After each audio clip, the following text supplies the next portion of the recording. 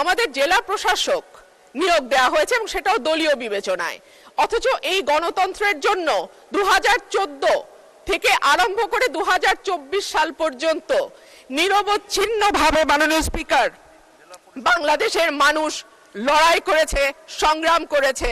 কিন্তু এরপরে যখন আমরা দেখি যে স্থানীয় সরকার নির্বাচনগুলো এখন প্রায় 4 মাসের মতন হয়ে গেছে, সরকার গঠিত হয়েছে, এরপরেও কিন্তু আমরা এই ব্যাপারে কিছু জানতে পারি নাই।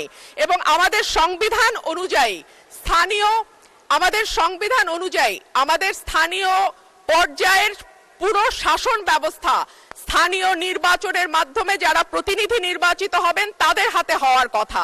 কিন্তু আমরা দেখতে পেলাম যে এই মন্ত্রণালয়ে যেই জেলা প্রশাসক নিয়োগ দেওয়া হয়েছে প্রতিটি জেলায়, তাদের অধীনে জেলাগুলো শাসিত হচ্ছে।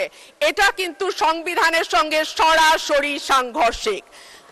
সেই কারণে মাননীয় মন্ত্রীকে আজকে আমি পেলাম, ওনার মাধ্যমে আমি আপনার কাছে প্রশ্ন রাখছি যে এই স্থানীয় সরকার নির্বাচন কবে হবে?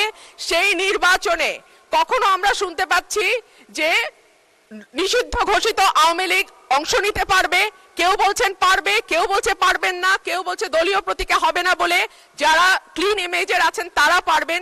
এই বিষয়গুলো যদি মাননীয় মন্ত্রী পরিষ্কার করতেন, আমার মনে হয় এখানে আমরা যারা সংসদ সদস্য আছি, রাজনীতির সঙ্গে যুক্ত, আমাদের যেমন বুঝতে সুবিধা হতো, একইভাবে স্থানীয় প্রশাসনে যারা রাজনীতি করেন, স্থানীয় পর্যায়ে যারা রাজনীতি করেন, তাদের জন্য বুঝতে সুবিধা হতো। ধন্যবাদ মাননীয় স্পিকার।